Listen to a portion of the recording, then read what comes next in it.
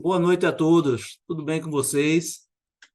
Daqui a um minuto a gente vai iniciar o nosso encontro, mas antes disso, eu gostaria que vocês observassem esse card aí dos cursos e treinamentos que o nosso IEL desenvolve aqui na federação e que muitos são online. E aí, pensando em vocês, né, na oportunidade de todos também poderem participar desses treinamentos, aproveite aí, pegue a câmera dos seus celulares, caso alguém esteja assistindo pelo computador, aponta a câmera do celular para esse QR Code, já vai entrar direto nas capacitações do IEL, ou quem estiver com o celular, dá uma printada na tela, depois manda para o WhatsApp e vocês têm acesso. Eu acho que é bem oportuno, gente, porque a gente conversa com tanta gente por aqui, a gente acaba perdendo a oportunidade de informar para vocês os nossos encontros e eventos da capacitação, tá certo? Eu vou passar a palavra agora para o nosso presidente do Conselho Temático do Meio Ambiente, doutor Anísio Coelho, que vai dar as boas-vindas para todos e iniciarmos o nosso FIEP Ambiental. Um abraço, gente. Até mais. Boa noite, senhoras e senhores. É com grata satisfação que a gente dá início a uma nova edição do nosso FIEP Ambiental. Como é de praxe, todas as últimas quinta-feiras do mês, nós temos esse ambiente aqui de diálogo, de debate, de temas relativos à sustentabilidade, meio ambiente e na parte, principalmente, de eficiência. O tema deste nosso FIEP ambiental de hoje é biometano e hidrogênio, produção, utilização e monetização dos recursos. É um tema extremamente oportuno, porque a gente vai verificar como existem oportunidades de se aproveitar resíduos, aproveitar efluentes para a geração de emprego, de renda e de se poder efetivamente colaborar com a transição energética. Teremos dois palestrantes que a gente já conhece, o João Quattroni, que a gente vai ter a oportunidade de ouvir as suas colocações. Ele é um engenheiro sanitarista e ambiental da empresa MAT Equipamentos para Gases. O João participou do nosso 9º seminário de energia elétrica e recursos hídricos e infraestrutura.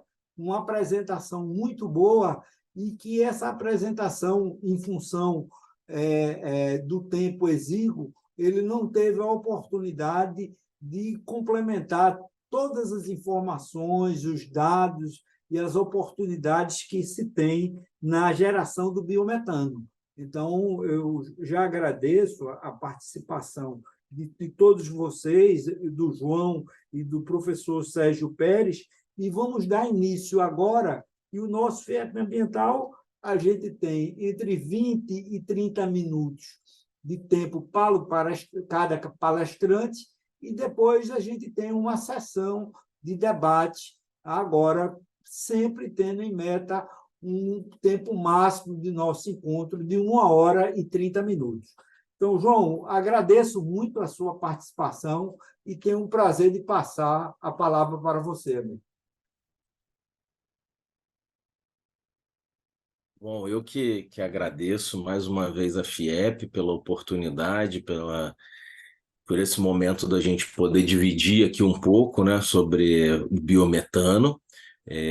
Eu vou fechar aqui o chat, depois se tiver perguntas, e aí vocês me ajudem aí compartilhando as perguntas, ou se alguém fizer aqui diretamente, eu vou respondendo. Vocês estão me ouvindo bem?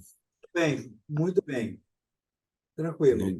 Legal, perfeito. Eu tive a impressão de alguém escrever ali que eu não estava ouvindo, achei que pudesse ser um problema aqui.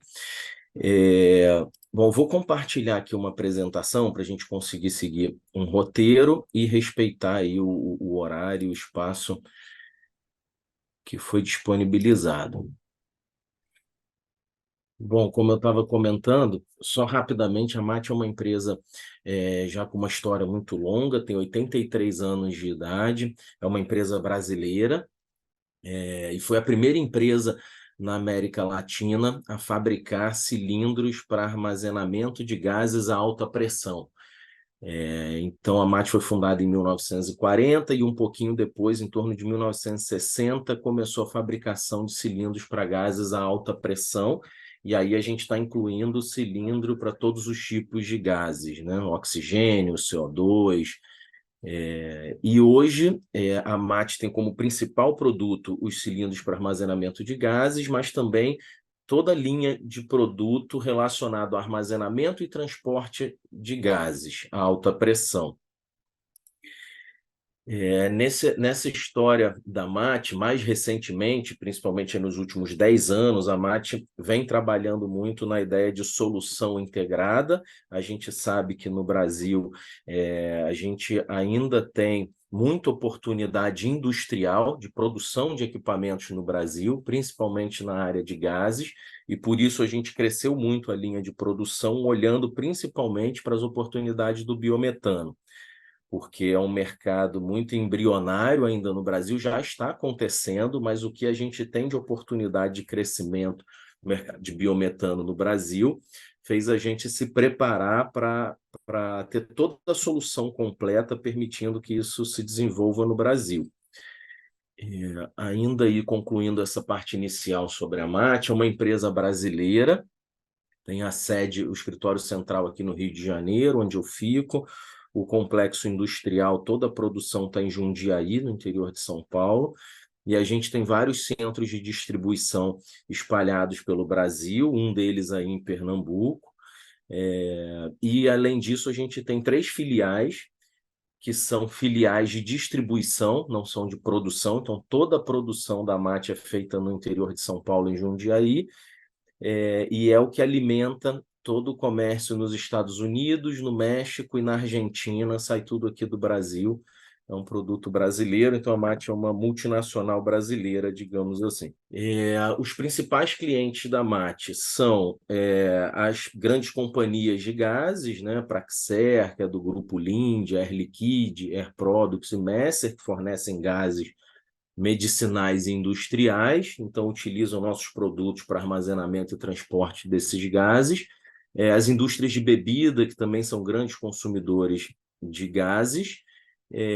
E nos últimos 10 anos, em função desse mercado em desenvolvimento do biometano e do transporte de gás natural comprimido, todas as empresas que trabalham na distribuição de gás natural também são nossos clientes, né? Aí tem algumas, como o grupo Urca, eu vou mostrar um projeto deles aqui na apresentação, a Cocal, que aí é uma usina de açúcar e álcool em São Paulo, também vou mostrar um projeto deles aí na apresentação, e outros clientes fora do Brasil, além das montadoras de veículo por conta do mercado de GNV. Aqui, aí sim, concluindo sobre a MAT, apenas para esclarecer sobre essa linha de produto, então a gente tem a linha de armazenamento e transporte de gases do ar, que são principalmente os gases industriais e medicinais, né? Tem CO2 para bebida, CO2 para combate a incêndio, o cilindro de oxigênio medicinal, que é esse verde, que ficou muito famoso aí na pandemia,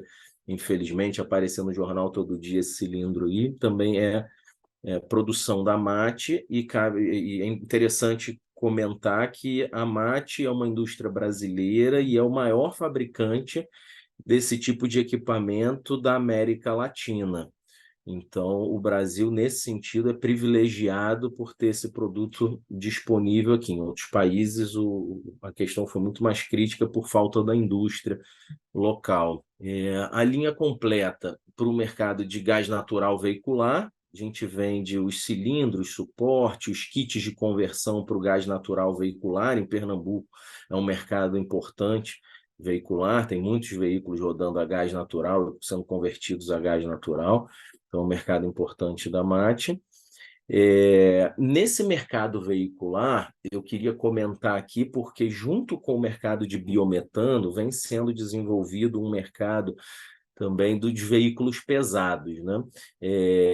E a MAT é um grande fornecedor de quase todos os projetos veiculares para gás natural para veículos pesados, do sistema de armazenamento do GNV.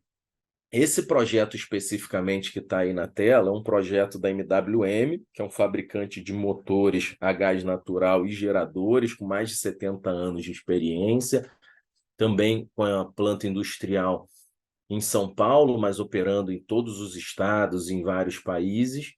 E a MWM tem uma solução atualmente em que ela fornece a substituição dos motores a diesel nos veículos por um motor 0 km de fábrica, e a troca é feita pela fábrica por um a gás natural. Então já tem dezenas de veículos rodando com essa solução, e todo o sistema de GNV nesse projeto também é fornecido pela MAT. Se eu não me engano, já tem inclusive 1 ou 2 veículos desses rodando em Pernambuco, feito pela MWM. Aí já entrando no tema principal aqui da nossa conversa, que é o biometano. Apenas algumas definições eu coloquei aqui, porque nem todos os participantes talvez estejam familiarizados com a questão do biometano, do biogás, e esse assunto tem sido falado em grande escala, né? Tem uma notícia até que saiu ontem na CNN, eu coloquei aqui um slide para comentar, e esses termos às vezes confundem um pouco. Então, só por uma questão de conceituação, o biogás, quando a gente fala de biogás, é o gás bruto obtido da decomposição biológica de resíduo orgânico. Então, ele é gerado naturalmente na decomposição do resíduo orgânico, a gente chama de biogás. E ele é um gás bruto porque tem uma série de componentes químicos ali misturados. O biometano, a gente pode chamar como biocombustível gasoso, que é esse biogás já purificado. Então, a gente tira do biogás tudo que não vai ser utilizado e a gente deixa essencialmente metano, acima de 90%, 92% de metano de concentração no gás. E aí ele já está muito equivalente ao gás natural que a gente utiliza aí no gasoduto, nos postos. O que a gente chama de gás natural comprimido é a maneira, o estado em que você utiliza esse biometano ou gás natural para transportar. Então, ele é comprimido em cilindros ou carretas de cilindros a 250 bar para serem transportados para um destino. Isso é o que a gente chama de gás natural comprimido, que é o GNC. E isso é muito relevante para o mercado de biometano no Brasil. Eu vou comentar um pouco mais na frente por quê. E o gás natural veicular, que aí eu acho que já é mais do conhecimento popular, né? Quando a gente diz do mesmo gás, que é essencialmente metano, mas ele é utilizado como combustível do veículo. Então, a gente se refere a esse mesmo produto, mas sendo utilizado para a movimentação do veículo, gás natural veicular. Em relação ao sistema de GNC, por que esse sistema é importante, principalmente para o mercado do biometano? Bom, a gente já sabe que o gás natural e o biometano são equivalentes em composição química.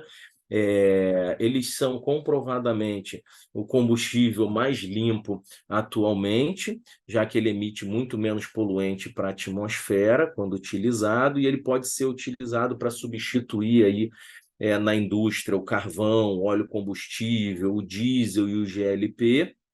Na geração de energia elétrica, ele pode substituir o diesel, e nas residências pode substituir o GLP e até a energia elétrica. E como combustível dos veículos, ele pode substituir a gasolina, o etanol e o diesel, né? E aí principalmente o diesel na questão dos veículos pesados, né? Essa questão ambiental ligada ao gás natural e principalmente ao biometano, por ser um gás renovável, a gente tem uma expansão muito grande atualmente dos projetos de biometano e do interesse da indústria em utilizar esse combustível que é produzido a partir do resíduo urbano ou de um resíduo industrial. Essas políticas ESG, que têm ficado muito forte na indústria, têm criado uma demanda muito grande pelo biometano. No Brasil, a gente tem um potencial grande de produção de biometano, mas a gente tem um problema estrutural, que é o que está aí na tela, que se a gente olhar para a malha de gasodutos existente na Europa, nos Estados Unidos e no Brasil, fica bem claro para a gente a gente tem um problema de distribuição do gás natural. Então, a gente tem um gás produzido em alguns lugares e nem todo esse gás tem viabilidade de ser distribuído por restrições de infraestrutura. A gente tem melhorado um pouco isso na questão da distribuição local, quer dizer, as distribuidoras de gás, como a Copergás, por exemplo, em Pernambuco, tem feito investimentos em distribuição, mas não estruturalmente no país. Então, o gás está com pouca interiorização. Esse gás não vai para o interior do país e gera o que a gente já sabe, as grandes capitais estão no litoral, estão todas no litoral, e por diversos fatores, né? Mas esse também, né? Então, indústrias que demandam de muita necessidade energética e pressão de gás natural ficam muito mais restritas ali onde você tem acesso à rede de gasoduto. E como que o biometano tem se desenvolvido apesar dessa questão estrutural? O GNC, como eu comentei, o gás natural comprimido, é uma maneira de você transportar e entregar o gás natural também em regiões que não são atendidas pelo gasoduto. Então, o biometano, como é produzido, muito possivelmente em regiões agrícolas, né, com produção agrícola, de resíduo agrícola, também pode ser de resíduo urbano, e aí sim você poderia estar perto de gasoduto, mas quando o biometano ou o gás natural está longe da rede do gasoduto, você tem os sistemas de compressão, que permite você comprimir para caber mais gás dentro do cilindro. Tem essas carretas que vocês estão vendo na tela de cilindros para serem enchidas e transportar o gás natural até o cliente final, que pode ser um posto de GNV, e para o cliente de GNV, isso não faz nenhuma diferença para ele, consome o GNV exatamente como no gasoduto.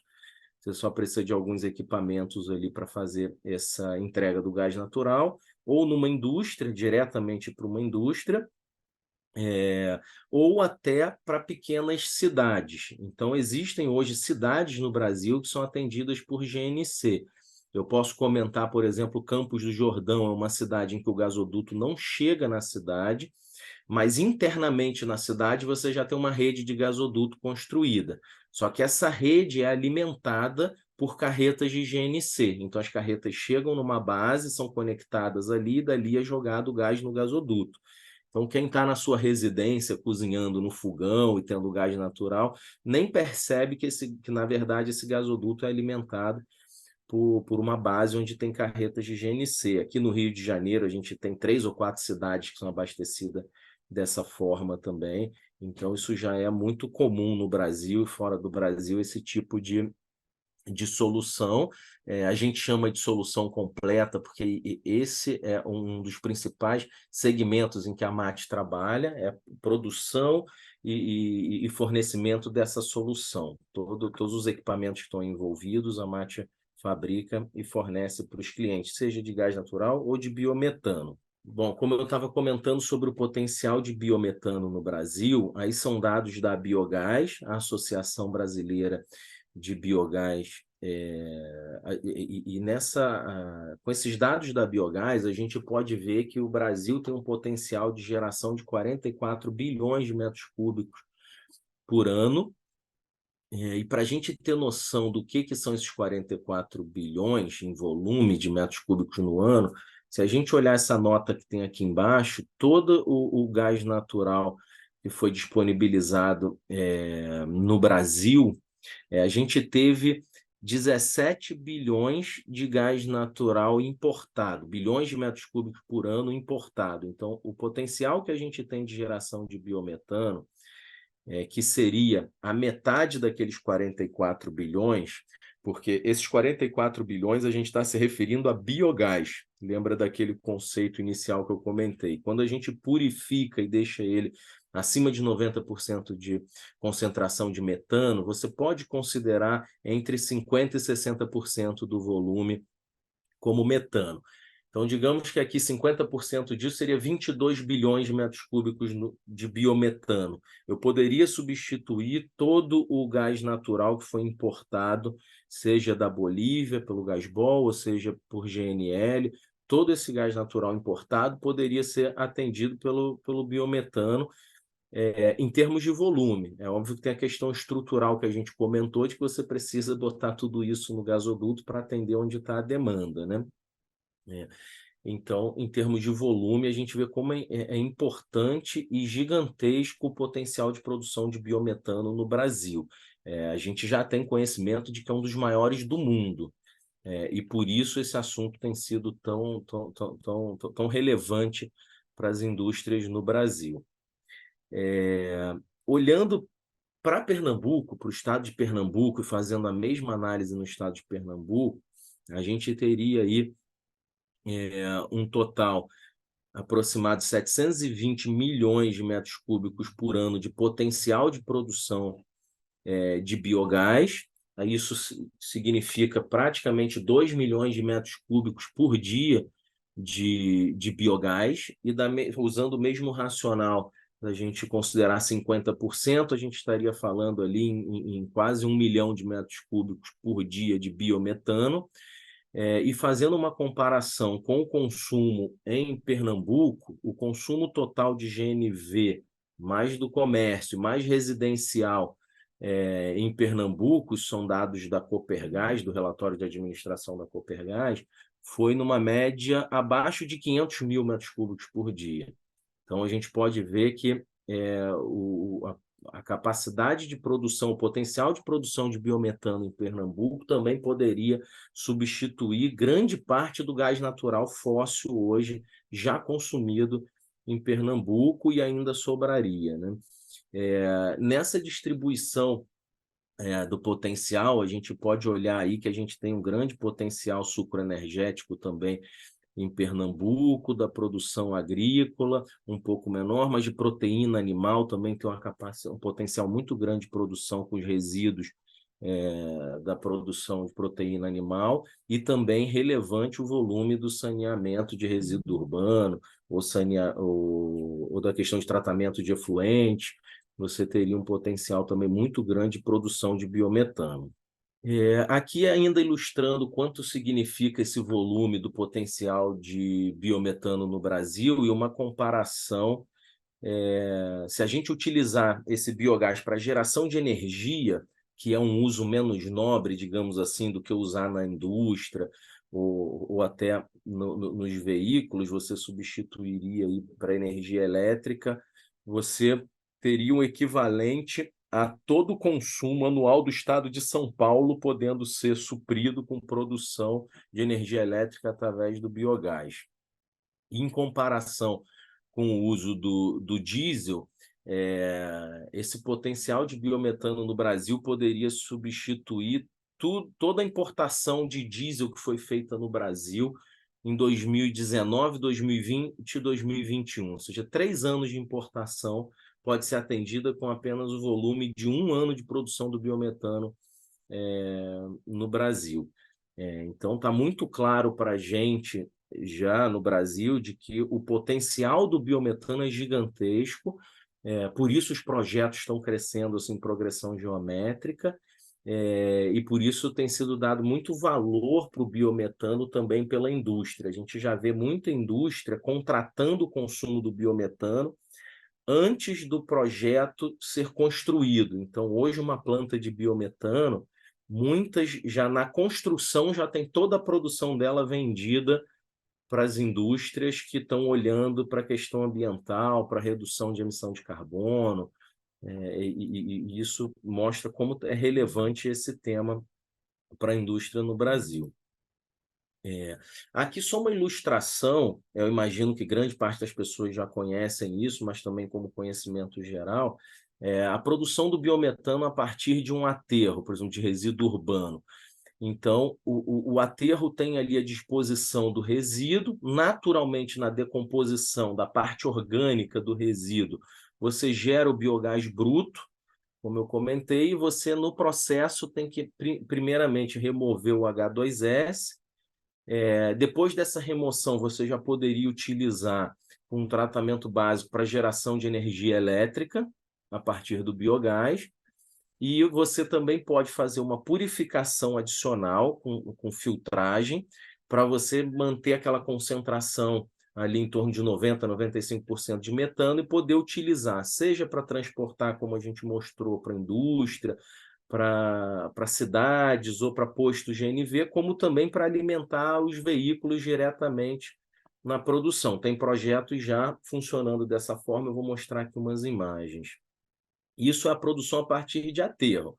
Mas aí falando de produção a partir de resíduo agrícola, nesse caso está ilustrado aí com uma produção da cana-de-açúcar, por exemplo, você tem a produção do açúcar e do etanol, você tem principalmente dois resíduos, né? Um resíduo líquido, que é a vinhaça, e um resíduo sólido, que é chamado na indústria aí de cana da torta de filtro. É um material com bastante matéria orgânica e gera bastante biogás. Então, ambos são colocados em biodigestores. Esse biodigestor, a partir dele ali, o material orgânico, com a sua própria decomposição orgânica, gera naturalmente o biogás, que é canalizado também para a remoção do CO2. A partir desse processo, você poderia gerar energia elétrica e também purificar da mesma forma para ter o biometano e substituir no uso aí industrial, veicular, na indústria, no comércio, ou nas cidades, substituir seja o diesel, o GLP, como a gente já comentou ali anteriormente.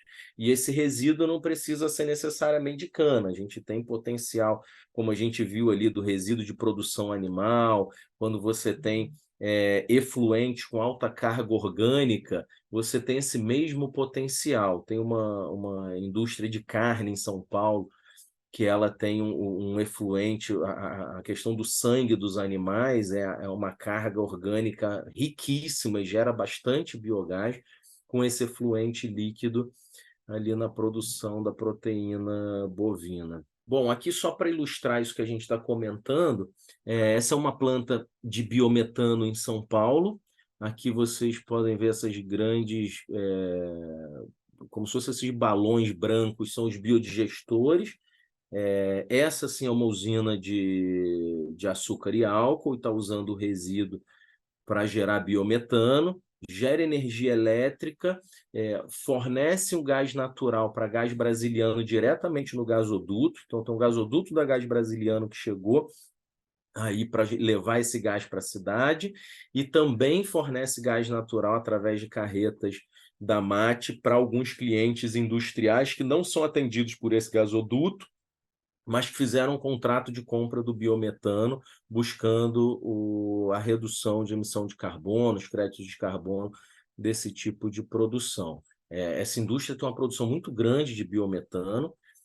Em alguns momentos no ano, ela tem uma receita maior com gases do que dos próprios produtos ligados ali ao açúcar e o etanol. Essa planta também está fazendo uma separação de CO2 no processo e vendendo o CO2 para a indústria de bebida, e esse CO2 é considerado na indústria de bebida, nesses contratos, como um CO2 verde, né? Porque ele vem dessa produção de resíduo. Ainda para ilustrar, já estamos terminando aqui, e aí vou deixar aberto para quem quiser tirar dúvida. Aqui são outros projetos um pouco menores de biometano, porque eu ilustrei aquele projeto muito grande, mas você não precisa de projetos muito grandes, né? Você basta ter um volume de resíduo suficiente para gerar a parte da demanda que você tem, e você pode gerar esse biometano. Assim é com a Folito, por exemplo, no Rio Grande do Sul, com a Cetric em Santa Catarina. Isso aqui são os biodigestores das duas indústrias, e aqui são volumes menores de biometano, mas são projetos já em operação. A Cetric abastece veículos pesados, o abastecimento dos caminhões de GNV é feito com biometano.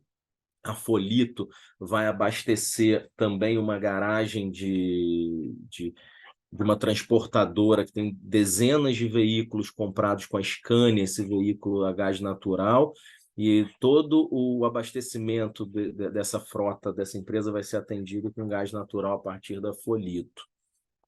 Esse projeto é um projeto, esse que está na tela agora, aqui no Rio de Janeiro, foi matéria da CNN, se eu não me engano, de ontem ou anteontem, não sei se vocês tiveram oportunidade de ver essa matéria. Foi uma matéria bastante longa falando sobre a questão de energia renovável e deu um capítulo muito interessante para esse projeto do biometano. Esse projeto é dessa empresa Gás Verde, que está aí na tela. Se vocês olharem na foto mais acima do lado direito, é um aterro sanitário que recebe resíduo urbano, já está bastante alto, ele já está numa fase final de recebimento de resíduo.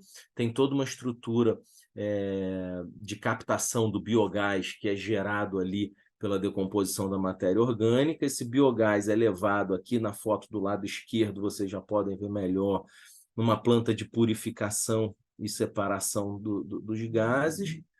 As carretas são carregadas com o biometano, comprimido e carregado nas carretas, e essas carretas levam esse gás para diversos destinos. Por exemplo, aqui tem uma indústria muito grande que recebe esse biometano vindo do aterro sanitário, tem uma planta da Ambev que recebe esse gás natural, e você tem postos de GNV no Rio funcionando com também esse biometano vindo do aterro sanitário. Essa é uma foto que estava na reportagem mostrando a carreta entrando num posto Shell ali, onde ela entrega esse gás natural.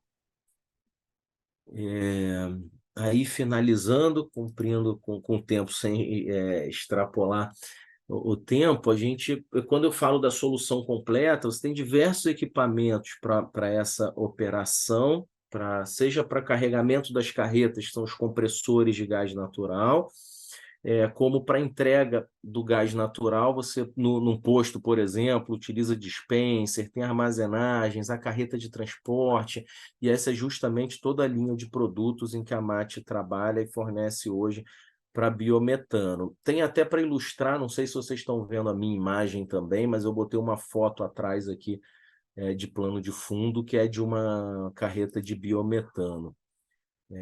Aqui eu deixei, como esse material vou compartilhar aí, se a FIEP tiver a oportunidade de enviar para todos os participantes, tem toda a linha de produto da MAT, mais para uma oportunidade comercial, vocês conhecerem toda a linha de produto, de equipamentos da MAT. Bom, agradeço mais uma vez a FIEP pela oportunidade, pelo convite. Estou aqui à disposição para a gente continuar interagindo aí nesse papo sobre o biometano. João, muito obrigado pela sua apresentação. Ela foi muito importante porque a gente vê como o Brasil está preparado para essa transição energética. O Brasil tem muitas alternativas renováveis, sustentáveis, e nós temos que saber aproveitar esse momento da transição energética para aumentar o nosso crescimento, diminuir as desigualdades. Mas a gente vê o seguinte, e nessa parte da bioeconomia, a gente está começando a utilizar agora. Todo esse potencial a gente já tinha, a gente só está acordando agora para ele. Era uma coisa que estava adormecida, e a gente vê como vai ser importante a gente utilizar da melhor maneira possível. Então, muito obrigado por sua apresentação. Espero que você aguarde um pouco, teremos outra apresentação e depois a gente vai ter uma pequena sessão de debate, certo, João? Muito obrigado. Perfeito, estou por aqui. Obrigado.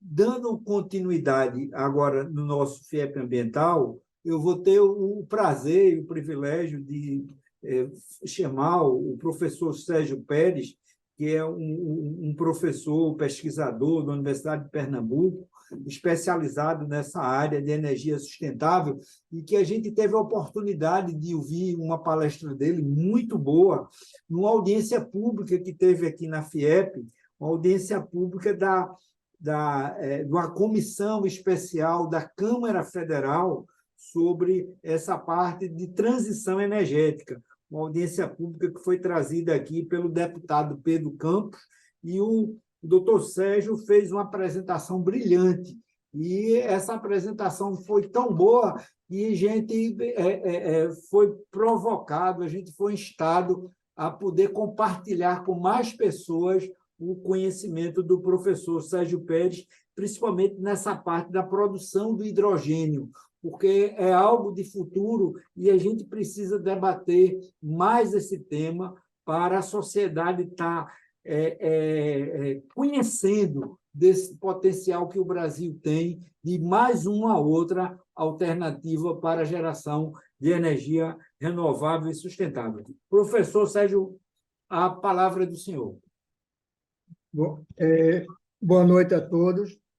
Espero que vocês estejam me ouvindo. Sim, muito bem. Então, ótimo. Tá? Muito obrigado pelo convite, Anísio. Foi um prazer eu conhecê-lo pessoalmente, né, na sexta-feira passada, você e Abraão. Tá? E eu vou falar um pouco sobre essa parte do biogás, biometano, uma parte aí já foi falada, mas eu vou, como eu não sabia como seria a ordem, eu vou compartilhar aí com vocês. Tá? Tá bem em cima do horário, né? Então, vamos lá entrar agora nessa fala aí. Pronto, já está aqui aparecendo. Deixa eu só chegar aqui e ajeitar aqui a minha tela. Tá? Bom, então eu vejo o seguinte, em relação ao... Deixa, peraí que passou direto. Tá? Em relação à minha fala, eu estou mostrando o seguinte, essa parte de biogás, biometano, hidrogênio e produção e uso em Pernambuco, tá? E falar um pouco do que está motivando tudo isso, né? Então, primeiro, a gente está todo mundo sabendo dessas crises climáticas, aqui eu apresentei na sexta-feira também, os slides, para quem foi na sexta-feira, foram poucas pessoas. Eu mostrei o efeito aqui em Pernambuco, a parte de enchentes, a parte de deslizamento de morros que tivemos aqui em maio, por condições dessa mudança climática.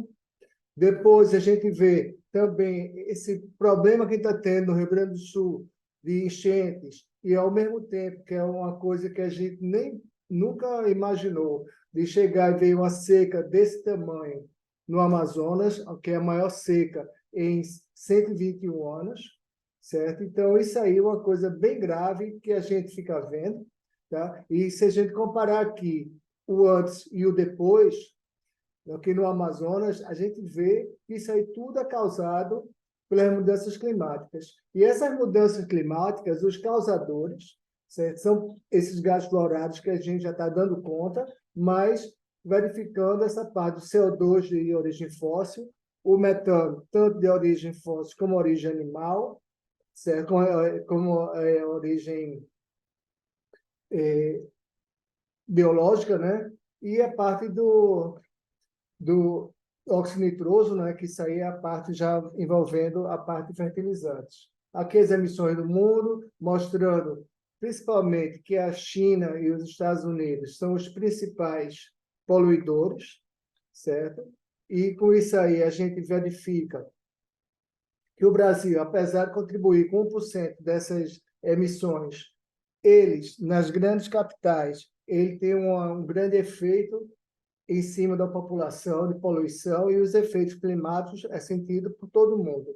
E aqui em Pernambuco, esses aqui são os dados, que é o lixo, esgoto, a pecuária e o transporte, eles lideram as emissões de gases de efeito estufa em Pernambuco. Então, aqui a gente tem as emissões em relação a Pernambuco, mostrando o transporte agora como a grande causador das emissões de gases de efeito estufa, tá? Os resíduos, tá? Também a parte da agropecuária com isso aí. E Pernambuco e o Brasil assumiram metas ousadas de chegar e reduzir essas emissões, que eu acredito que isso aí não vai ser atingido, já estamos em 2023, quase 2024, e a gente tem que ter um compromisso de baixar em 37% as emissões, e a gente não está conseguindo. Todo ano está aumentando um pouco mais.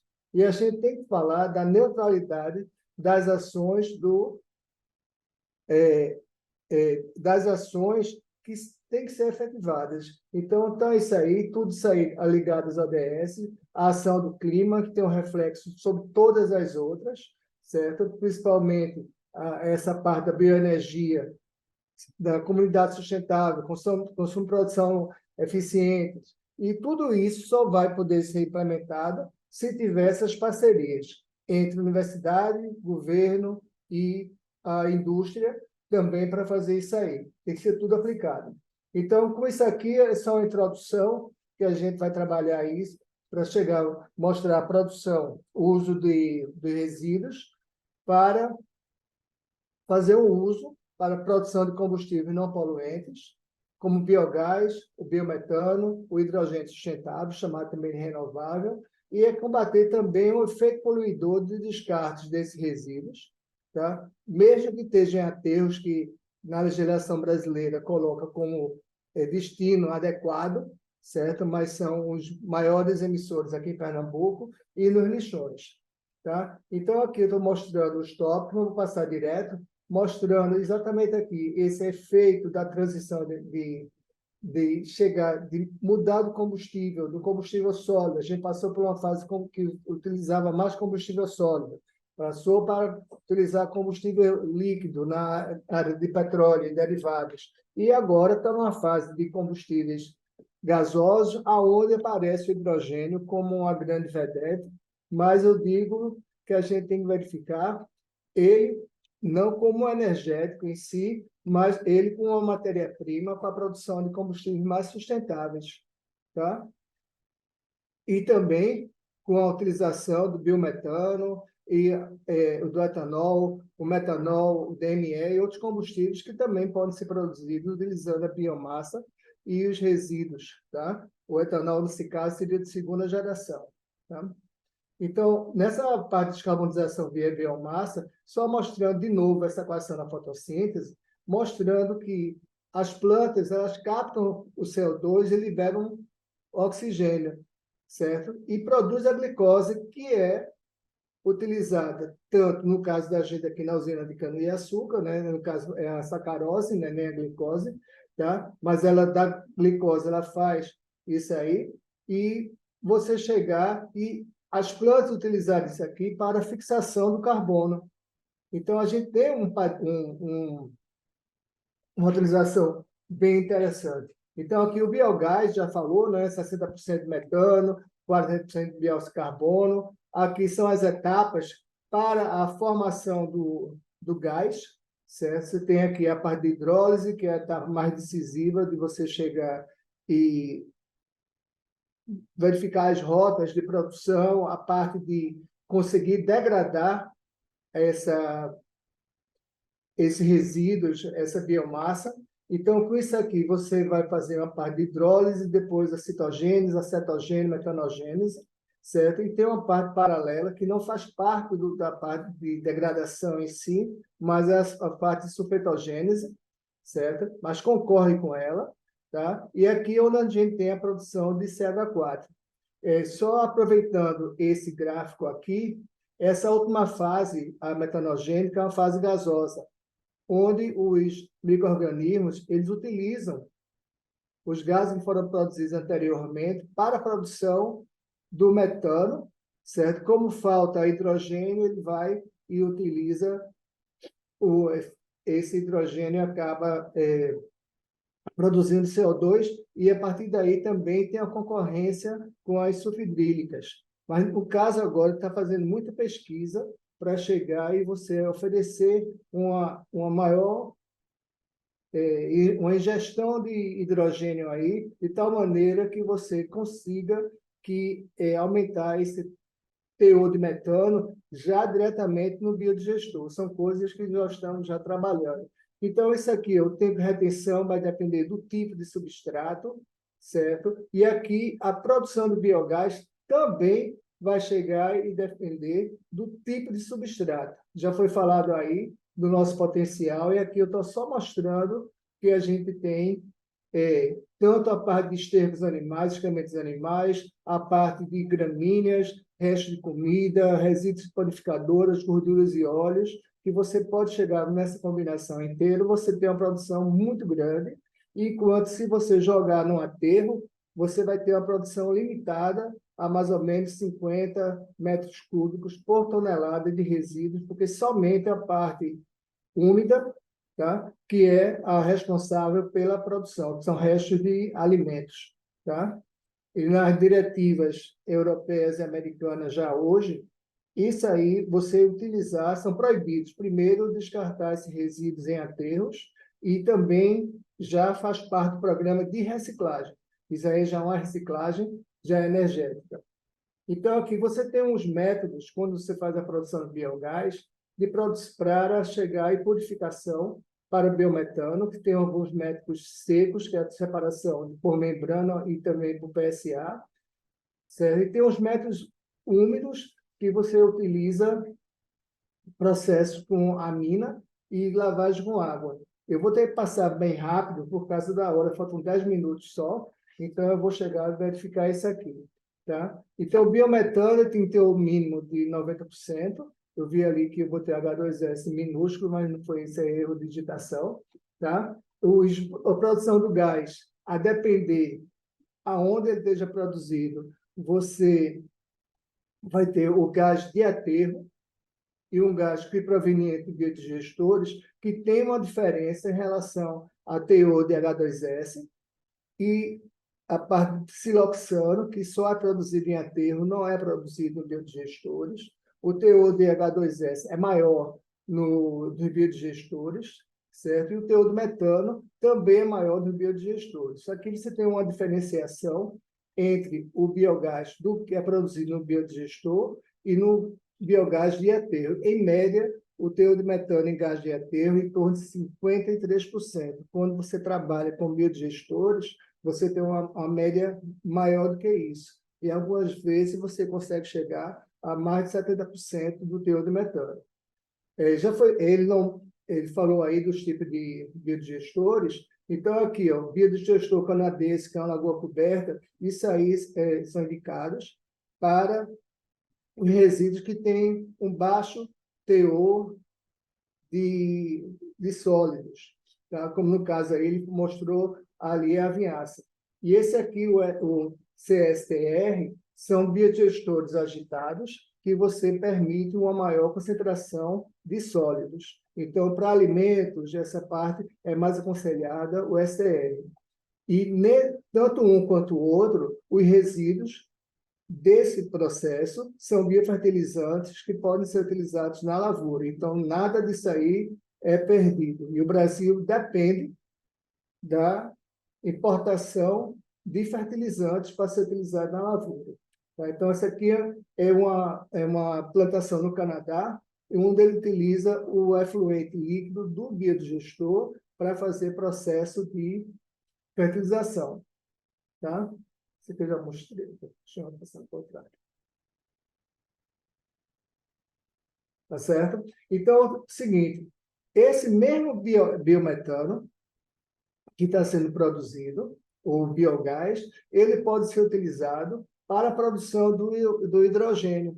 Tá? Então, falar de hidrogênio, então você tem aqui, pela digestão anaeróbia, você pode ter a captura do biogás, você purifica, reforma o biometano, certo? E disso aqui você já tem a produção do hidrogênio, tá? Comprime o hidrogênio, você armazena ou você transporta e a gente verifica aí qual é a sua utilização. Se vai usar aqui para desenvolvimento da cadeia de hidrogênio ou se vai usar para exportação. Da mesma forma, você consegue fazer isso com essa parte de resíduos, com a fração orgânica de resíduos sólidos urbanos, com excrementos animais, esgoto e lodo de esgoto, produz biogás, já coloquei aqui o biofertilizante, as formas de produção de hidrogênio, tá? Então, com isso aí, você consegue ter mais valorização desses resíduos, tá certo? Então, mesmo aqui, ó, se você usar o hidrogênio, ele pode ser matéria-prima para você produzir combustíveis de maior valor agregado, como o bioquerosene de aviação, que o Brasil importa mais de 90%, tá? O diesel sustentável, o metanol, que o Brasil não tem fábrica de metanol no Brasil, parou de produzir em 2016, certo? E aqui, ó, com 1.000 metros cúbicos de biometano, você pode produzir 184 litros de bioquerosene de aviação e 251 litros de diesel sustentável.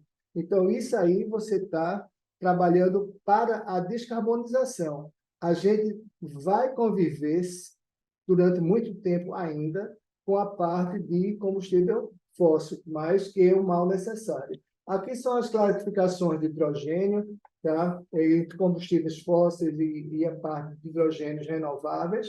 Então, com isso, no final, só vai ficar essas duas diferenças, né? O hidrogênio sustentável e o hidrogênio danoso ao meio ambiente. Só para entender como é que é isso aí, assim, da própria combustão gás natural, que é dito o combustível fóssil mais limpo, você tem aqui o metano, que é o principal componente. Na combustão, ele produz o CO2, mas na produção não há na cadeia produtiva do metano nada que capture isso aí. Então, ele é poluente. Na hora que você tem o biometano, o metano, somente o metano, ele é considerado poluente. Mas se ele entrar em combustão, ele vai produzir o CO2, mas é um CO2 biogênico, então ele é não poluente, porque esse CO2 vai ser capturado pelas plantas, como mostrei anteriormente. E aqui no hidrogênio, na combustão dele, só produz vapor de água. Então, não produz CO2. Então, e por isso, a importância dele para chegar e trabalhar nesse processo de carbonização do planeta. Em relação às características energéticas, eu estou aqui com hidrogênio, biometano e biogás e levo chama a atenção do poder calorífico inferior. O hidrogênio tem 10,22, o biometano 33,94. Então, o hidrogênio, como energético, ele tem 1/3 do poder calorífico do biometano e metade do biogás. Como querem falar muito de hidrogênio, eles ficam falando da parte dele como sólido. Como sólido é 134 megajúlio por quilo, mas ninguém vai usar o hidrogênio sólido, vai usar ele como gás. Então, gás, a gente está comparando com gás, certo? E, pessoal, quando tem vez, chega assim a comparar. 1 quilo de hidrogênio equivale a mais ou menos 3 litros de diesel. Sim, mas eu não posso comparar um sólido com um líquido. Eu posso produzir um gás, tá certo? Por isso que eu botei aí no gás. Tem as características de combustão de hidrogênio, que ele é extremamente inflamável, então tem que ter uma parte de segurança muito grande para poder ele queimar no ponto certo, tá? Isso é o combustível, isso aí não há problema algum, tá? Aqui já mostrei. E aqui, mostrando a produção de hidrogênio em Pernambuco, com resíduos na rota de biogás, mostrando que aqui a gente tem 3 aterros, tá? De grande porte. Tem o Jaboatão, o Guararapes e Igaraçu, tem o de Caruaru, e tem o outro de médio porte, que é em Petrolina. Então, isso aqui em Pernambuco, a gente pode produzir hidrogênio com isso aí. Eles são utilizados atualmente para a geração de energia elétrica. Caruaru, eu não sei se se já está, mas a parte aqui, tanto do Ecopark e também como a CTR Candeias, utilizam para a geração de energia. Inclusive, a Horizon, que é a que explora o gás natural, o biogás lá da CTR Candeias, ele fechou um contrato agora com a Copergás para fornecimento de biometano. Então, vai ser a primeira usina, o primeiro aterro em Pernambuco a chegar e fazer a produção de biometano. Isso aqui é a produção de biogás em Pernambuco. Isso aqui foi no inventário que nós fizemos para um projeto P&D com a CELP, tá? Eu e a professora Ângela, da UFPE. E aqui a gente viu toda a parte estimativa da pecuária, com todos a parte de excremento animal, mostrando aqui também a parte de lavouras, certo? Isso aí foi bom. Quando eu vi que na Biogás já está com esse projeto. Então, aqui a gente tem Rebanho Lavoura e RSU, mostrando aqui a capacidade de produção de biometano de hidrogênio e a gente pode ter uma produção diária de 320 toneladas de hidrogênio por 1.600.000 normais metros cúbicos de biometano, certo? Aqui no estado, que vai contribuir muito. Isso aqui não colocou a parte da lavoura, porque aqui, diferentemente lá do sul, você pode aproveitar pontas e palhas, e aqui é tudo queimado, né?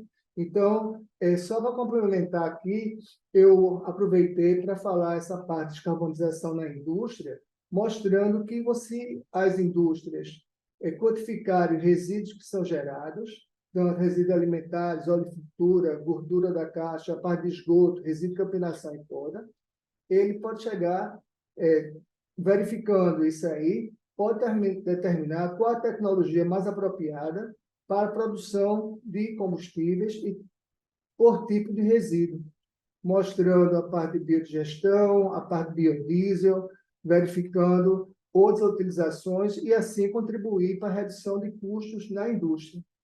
Mas, para isso, precisa fazer um estudo de viabilidade técnica, econômica e ambiental, certo? No qual a gente determina também a produção de CO2 evitada. E você pode comercializar essa parte do CBio, né? Certo? E verificar se é viável, se não é, se pode fazer um consórcio com essas indústrias. E com isso aí a gente vê que essa parte de aproveitamento desses resíduos é extremamente importante para chegar e você trabalhar a parte das emissões, que a gente está pegando os emissores, certo? E eles deixam de ser emissores na parte de resíduos, porque a gente está aproveitando ele para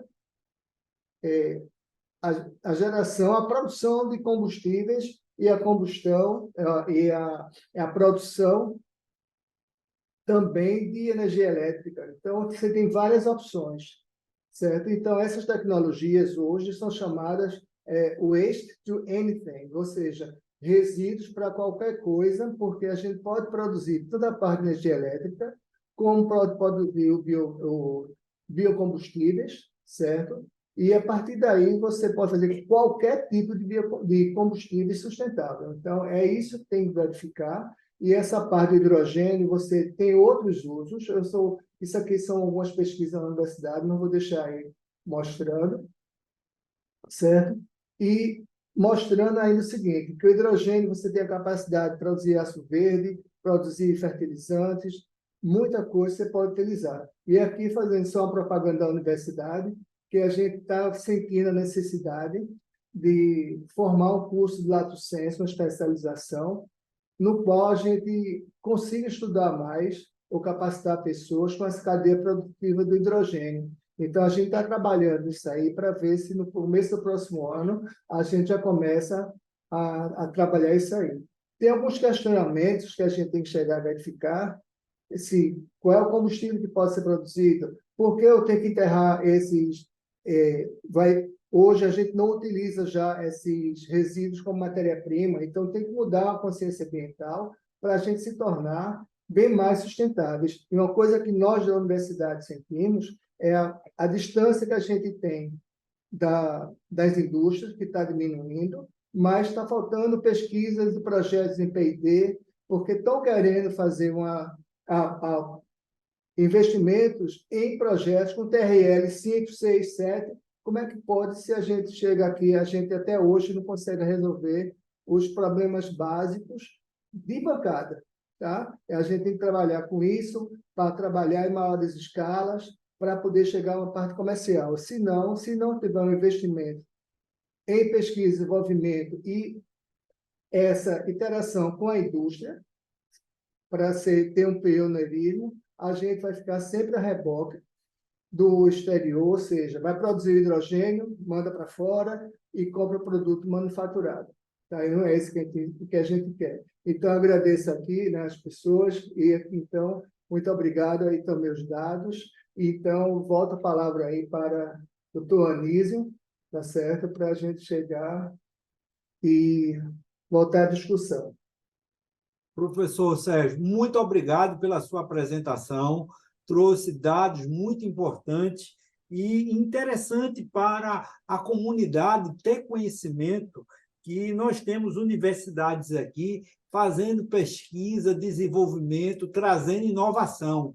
É uma notícia muito boa que o senhor traz e justamente essa necessidade da aproximação da academia com o setor industrial. Então, a gente tem que buscar essa ponte que a gente vê que existem estudos, existem pesquisas, e a gente precisa utilizar desse estudo e dessa pesquisa no sentido de transformar em negócio, e em negócio trazer viabilidade, né? Isso é muito importante mesmo.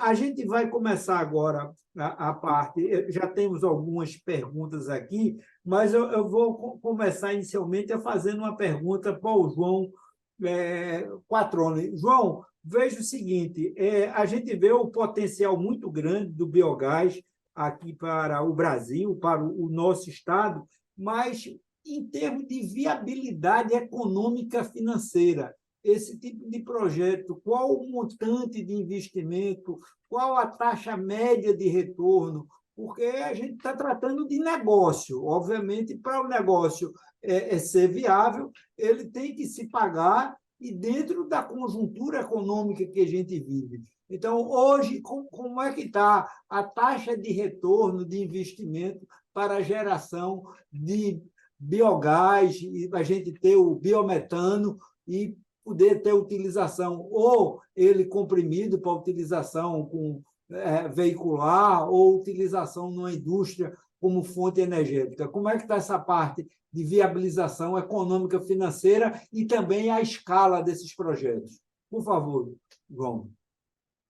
Perfeito, doutora Anísio. Foi interessante a pergunta, porque assim, a gente tem um potencial muito interessante no Brasil, como eu comentei antes, e para se ter ideia desse potencial e da escala do Brasil versus o que já acontece fora do Brasil, a gente tem hoje no Brasil, possivelmente, tem alguns dados divergentes, mas em torno de 10 plantas produzindo biometano e comercializando.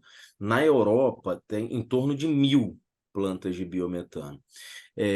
Mas a gente está falando na Europa em muitas unidades pequenas, então são pequenas produções de biometano, então você tem portes muito menores e maiores quantidades. A gente no Brasil tem essa vocação, digamos assim, produzir muito biometano.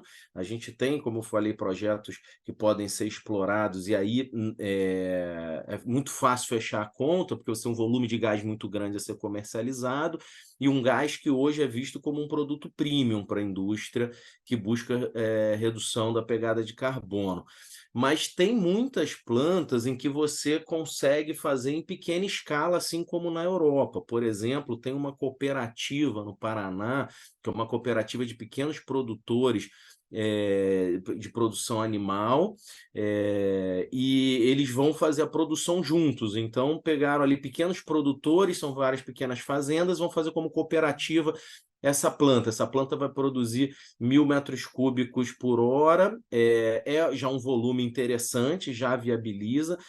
Então, assim, em termos de investimento, para a gente citar, você, dependendo do porte, isso varia muito o tamanho da planta. Você pode variar numa planta de biometano ali entre 3 milhões até 100 milhões de reais, dependendo do porte, do tamanho, da estrutura que se precisa e da quantidade de equipamento. Mas todos esses projetos, eles olham para o universo de payback em torno de 5 a 10 anos de payback, dependendo da escala do projeto.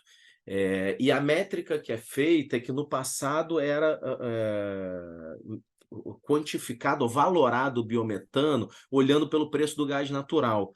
Isso não acontece mais hoje, porque é visto como um produto diferente, porque tem uma questão ambiental, um valor ambiental agregado, e muitas indústrias estão pagando por esse valor ambiental hoje. Então, hoje o biometano consegue ser comercializado até num preço maior do que o gás natural, ajudando a viabilização desses projetos. Em Pernambuco, especificamente, tem uma característica interessante, porque a Copergás está muito interessada nesse desenvolvimento e já se apresentou, fez uma chamada pública no ano passado, que é onde surgiu o contrato desse projeto que o professor Sérgio comentou com a Horizon, ele vai fornecer, se eu não me engano, integralmente para a Copergás, e a Copergás já se apresentou como compradora de todo o biometano produzido em Pernambuco. Então, qualquer empresa ou indústria que decidir produzir o biometano já tem o comprador de 100% da sua produção, que é a Copergás, que já se apresentou, inclusive fazendo essa chamada pública onde conseguiu com a Horizon, e está aberta para a indústria em geral. Acho que o microfone está fechado, doutor. Obrigado. Faço uma pergunta agora para o professor Sérgio Pérez. Dado os estudos, as pesquisas que foram feitas, a gente vê o grande potencial, mas, lamentavelmente, nós não temos nenhuma estação de tratamento de esgoto que gere, ele faça a produção do biogás e depois do biometano.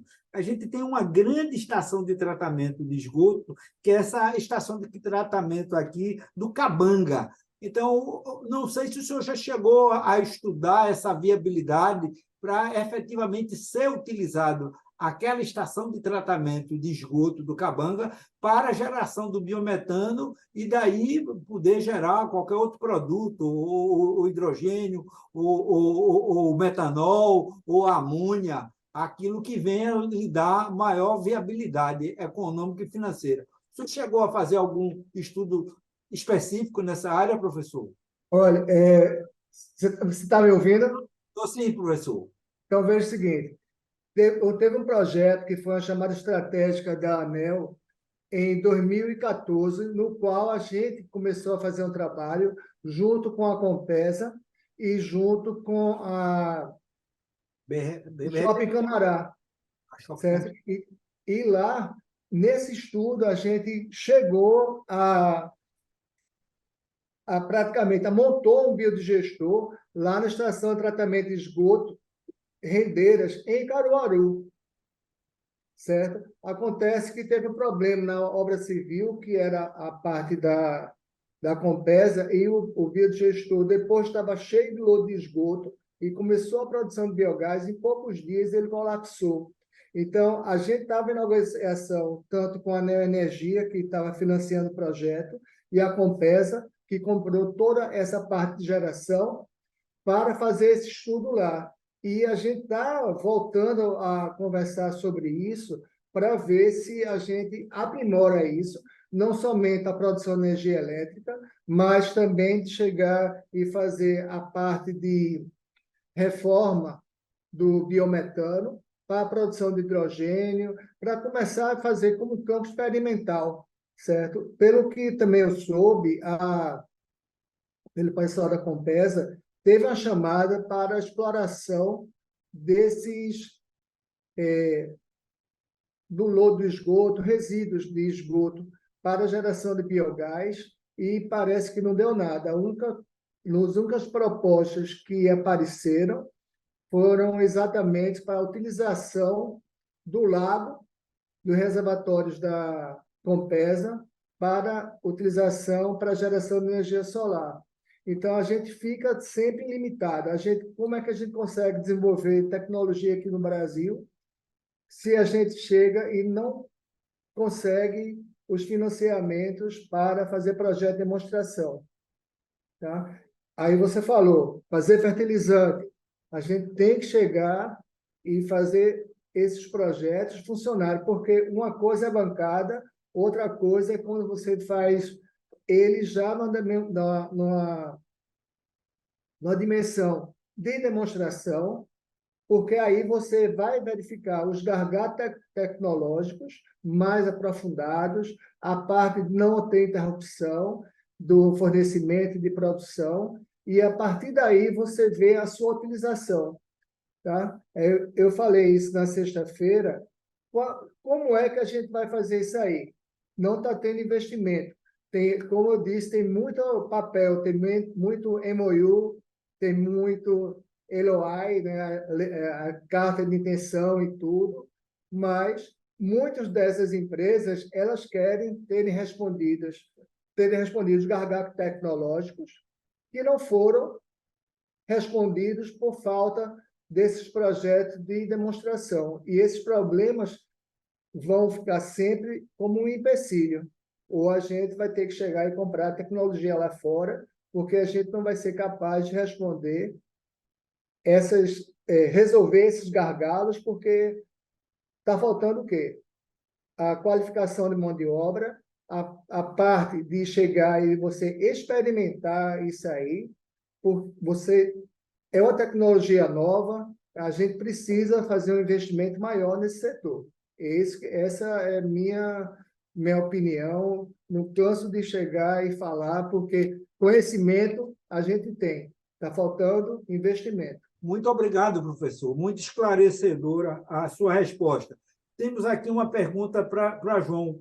João, veja o seguinte: foi perguntado como eu posso avaliar de forma prática a estimativa de meus resíduos sólidos, esperando a geração de biometano e biogás. Há alguma ferramenta para isso? Obrigado, Tranz. Então, tem sim, isso já é um item comercial, digamos assim, tem muitas empresas já focadas nesse tipo de trabalho. A gente pode até compartilhar e indicar aí depois, junto com o material, empresas que fazem esse tipo de análise. E fiquei muito feliz até de ver o material do professor Sérgio, olhando como a universidade já tem um mapeamento interessante em Pernambuco desse potencial, e acho que pode ser também um braço de apoio para a indústria, né? Você procurar e olhar, de repente, um trabalho acadêmico, uma parceria com a universidade, olhando para esse potencial. Mas tem empresas já que fazem esse tipo de estudo, as próprias empresas que fornecem os sistemas de purificação e biodigestores, ou uma consultoria, por exemplo. A gente pode indicar isso junto com o material posteriormente. Só complementando o que você está falando aí, esse inventário ele foi utilizado pela Copergás para fazer mapeamento de produção de biometano em Pernambuco. Ficamos na negociação para ver se fazia esse movimento de projeto de P&D desde 2016, mas, infelizmente, nada disso foi ainda sacramentado, né? Então, é complicado essas ações que a gente tem, tá? E praticamente a gente depende de investimento, de pesquisa, porque a gente tem que chegar a pagar aluno, para dar bolsa para os alunos, comprar equipamento, e se a gente não tiver isso, a gente fica só fazendo pesquisa de artigo, não é isso que é o interessante. Muito bom, professor. E isso mostra o seguinte: a transição energética precisa de uma fonte de financiamento. É fundamental que tenha uma fonte de financiamento, principalmente para pesquisa, desenvolvimento e inovação. E dentro desse tema, e a gente sabe que as pesquisas estão muito avançadas, e a gente aprende com a natureza, né? A fotossíntese é uma máquina de fazer não só transformar uma energia solar numa energia química, que é a glicose, mas ela tem duas fases, tem a fase clara e tem a fase escura. E na fase clara, o que é que a gente tem ali? A fotólise da água, que é justamente os raios solares que faz a quebra da molécula da água e libera o oxigênio para a atmosfera e captura o hidrogênio. Então, já tem algum estudo assim, tentando verificar como a natureza gera o seu hidrogênio dentro da fotossíntese para que, em algum processo industrial, a gente possa aproveitar, professor?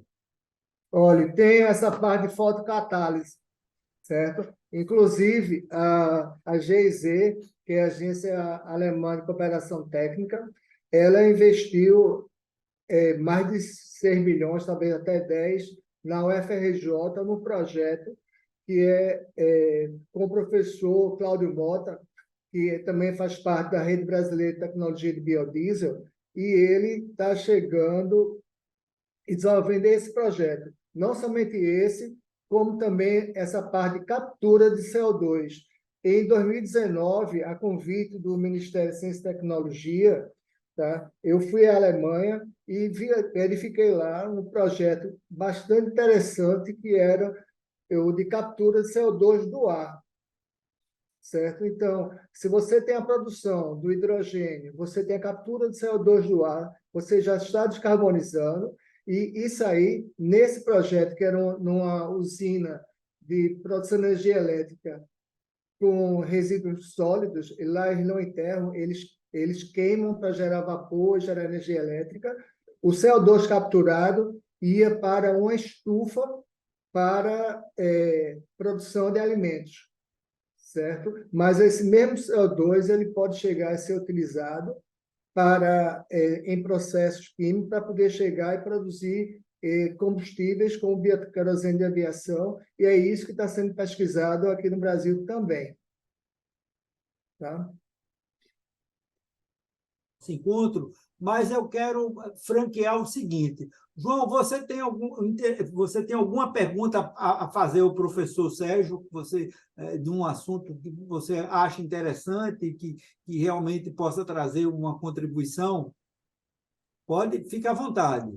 Obrigado. Não, eu gostaria só de mais uma vez parabenizar como professor, realmente foi uma aula e bastante rico em informação do mercado em Pernambuco, e mostra que assim a visão que se tem do potencial de Pernambuco é realmente muito grande e tem muita oportunidade para ser explorado pela indústria, porque no final das contas esses investimentos sendo feitos pela indústria, o retorno é feito pela indústria, é o mercado privado. A gente tem visto no Brasil hoje que os projetos de biometano foram pela iniciativa privada, é a indústria, né? E isso mostra o potencial de Pernambuco. Só parabenizar o professor aí, muito, muito interessante a apresentação. Professor Sérgio, o senhor tem alguma indagação a fazer para o João, que trabalha... Sim. Pois não, fica à vontade. A empresa que você trabalha é produtora de cilindros para armazenamento de hidrogênio, de gases, vamos dizer assim. Tá? E na Alemanha, eu vi lá essa parte do hidrogênio para células combustíveis, e lá para células combustíveis de carro, utilizava cilindros com 25 quilos de hidrogênio capacidade, mas a pressão de 700 bar, certo? Para a parte industrial, fazer transporte, era 350 bar. Eu gostaria de saber se vocês já estão pensando nessa parte de construção desses cilindros com maior capacidade de pressão aqui no Brasil, para poder viabilizar essa parte do transporte e até a parte de utilização nesses carros, já que estão falando tanto em célula combustível também, a hidrogênio. Perfeito, professor. Sim, a gente tem esse desenvolvimento, digamos assim, realmente no Brasil, como o senhor comentou bem na apresentação, não existe ainda comercialmente o hidrogênio verde, isso ainda não acontece, são projetos de desenvolvimento, tudo fora do Brasil você já tem alguns projetos. Hoje, o que a gente tem no Brasil em produção são os cilindros para 350 bar. A gente já tem isso comercialmente e a gente está trabalhando justamente com uma empresa alemã que tem projetos de hidrogênio verde fora do Brasil e já está olhando para projetos no Brasil, e a gente está trabalhando junto no desenvolvimento para pressões maiores. Esses projetos eles estão linkados sim a hidrogênio para uso industrial. O uso veicular a gente tem visto por enquanto protótipos, né? Teve até recentemente, se eu não me engano, uns 2 meses atrás, um evento em São Paulo que eles chamaram de corrida entre as universidades. Algumas universidades no Brasil, os estudantes de engenharia foram desafiados, digamos assim, a produzir um protótipo de um veículo movido a célula combustível com hidrogênio. Algumas universidades se inscreveram e isso era patrocinado pelas montadoras de veículo, e os estudantes eram apadrinhados. A MAT participou ali doando os cilindros de hidrogênio que foram como tanque de combustível desses veículos.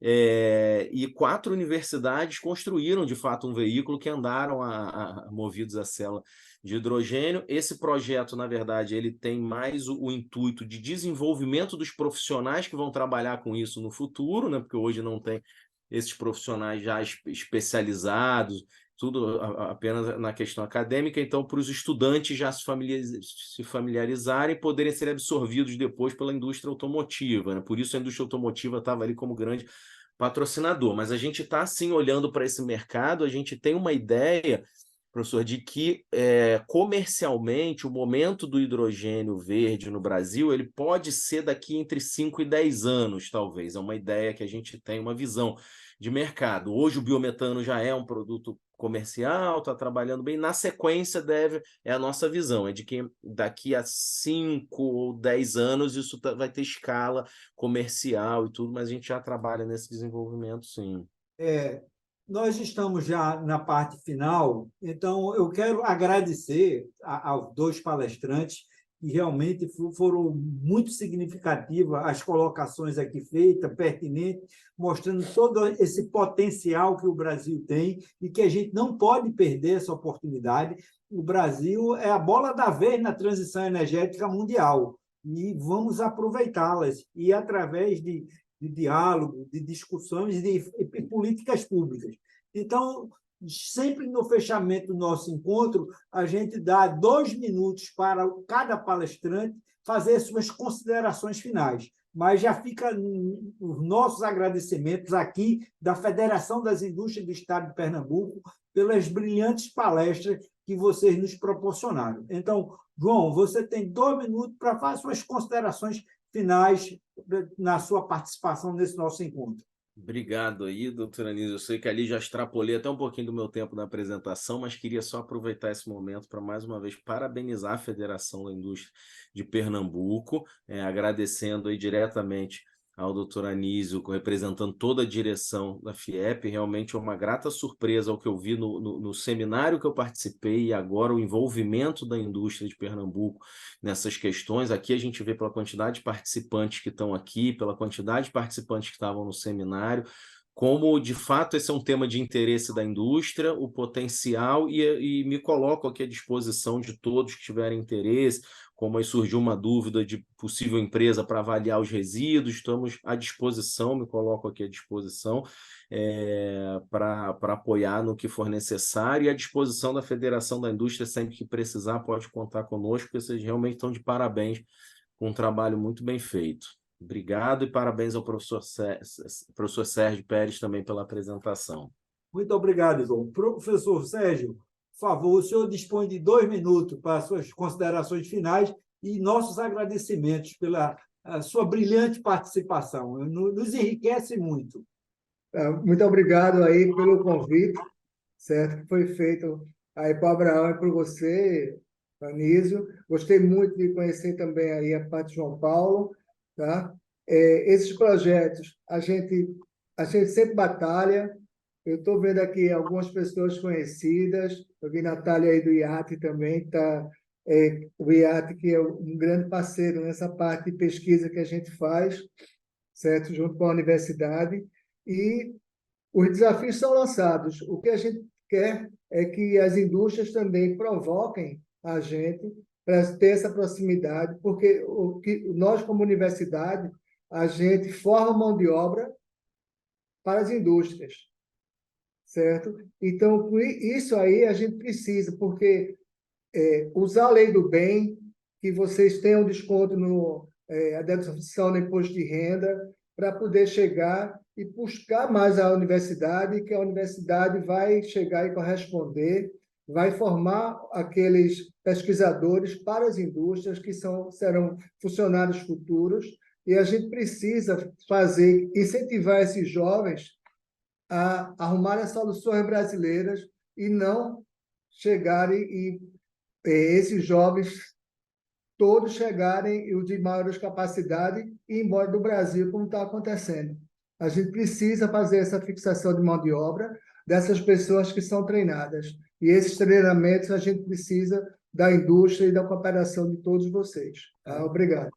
Muito obrigado. Eu quero agradecer a todos os participantes. Nós chegamos a ter mais de 180 participantes.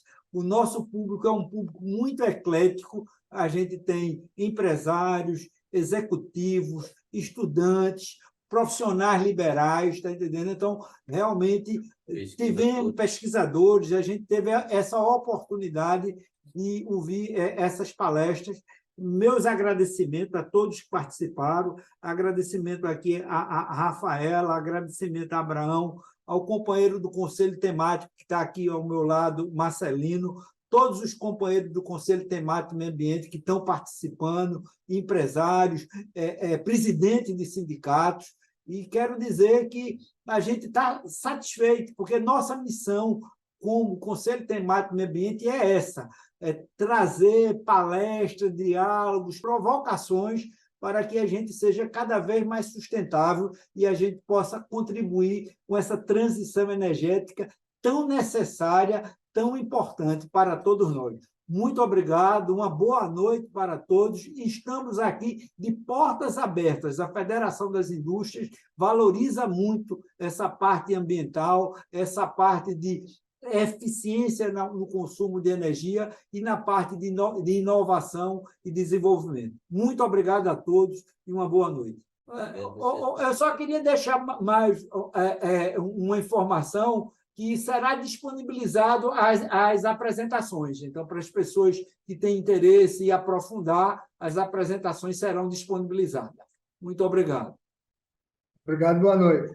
Boa noite.